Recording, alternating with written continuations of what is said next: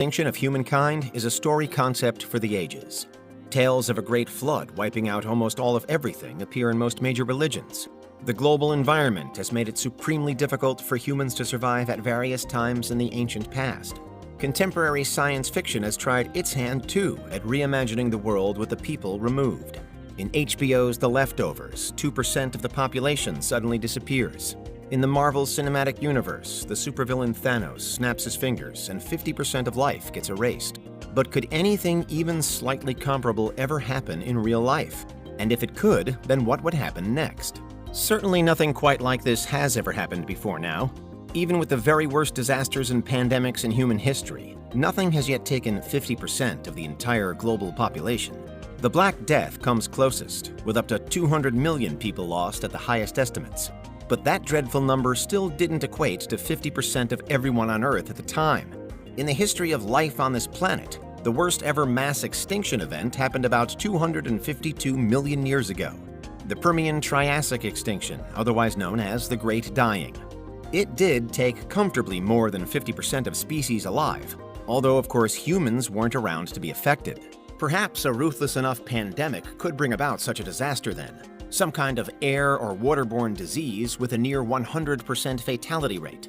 For the purposes of this video, we're imagining that the Earth is physically much the same as it is now.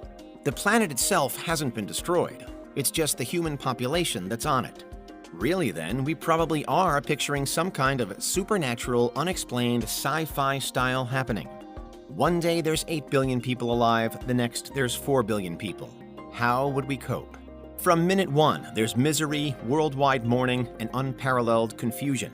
Loved ones are no longer with us, but also there'd be massive fear and concern that the same thing could happen again, especially if the cause were some kind of unknown, seemingly unnatural mechanism. What remained of humankind will have just witnessed something terrible that it truly couldn't explain, so neither could it predict if it might happen more than once.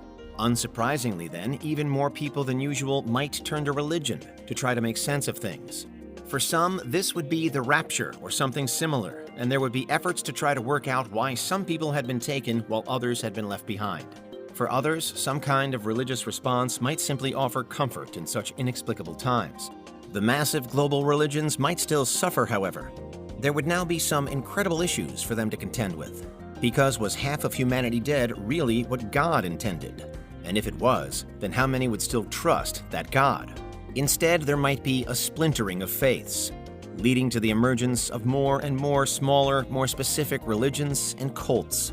Faced with something so unprecedented, there would be countless new legends, stories, and justifications put forward. And it would be more difficult than ever to persuade big majorities to accept any one model in particular. It's not as though science will have lost its following, however. In fact, with such a massive and all-consuming problem to face, and with the remaining 4 billion people all looking for practical answers, science might even come out of this event stronger than ever before. With half of humanity still alive, it's not as though we will have lost the collective knowledge of civilization. This particular scenario isn't an all-out do-over of the human race. And so, as unimaginably devastating as the event would be, humankind would still have the foundations to continue as it had done before. After some interference in the beginning, communication links would still exist. After some initial turbulence, scientific research could still take up where it left off. It would be possible for the development of technology to carry on. Whereas with something like nuclear war, it's often predicted that we would be blasted back to the Stone Age. That isn't what would happen here. Instead, those that remain would find themselves still in the 21st century, only with dramatically fewer people to share it with. So science and religion remain, albeit they will have had to evolve. But what about politics and diplomacy? There'd certainly be some major upheaval, with the survivors demanding answers and the politicians never able to provide them. Perhaps more so than with any other doomsday scenario then, this is the one where worldwide anarchy really could take hold. Eventually though, something resembling law and order and normality would set back in. Only the world map might look very, very different.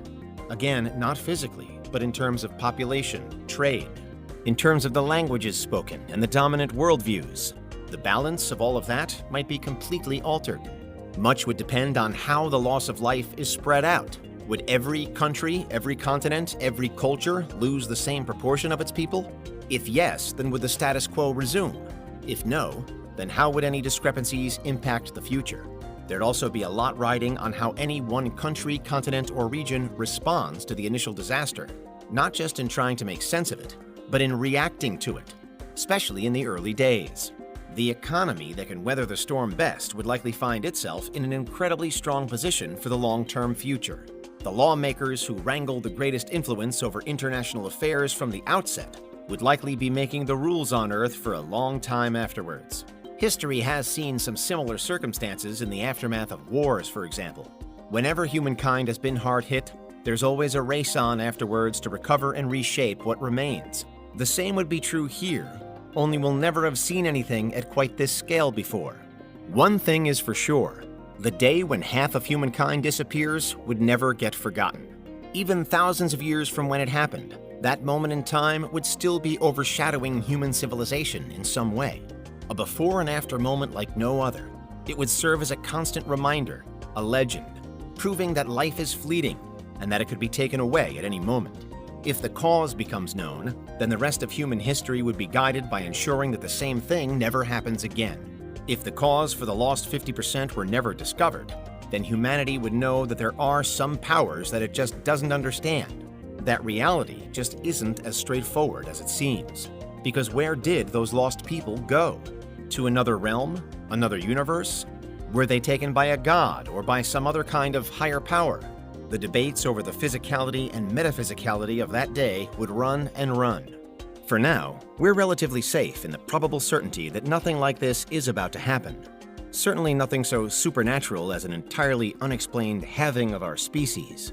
We do know that it might be possible for something to happen to kill off large numbers of us, including a disease or another international war. But we can at least take measures to try to stop this from happening, or to limit the damage if it does. How do you think you would cope if so many people were suddenly no longer here? How do you think Earth as a whole would respond to such an incredible and disturbing turn of events? Let us know in the comments. No doubt every survivor would have a different story to tell, different pre-event memories to cherish, and different ways to try to make sense of it. Because it really would be like nothing we've seen before. And that's what would happen if half of humanity died.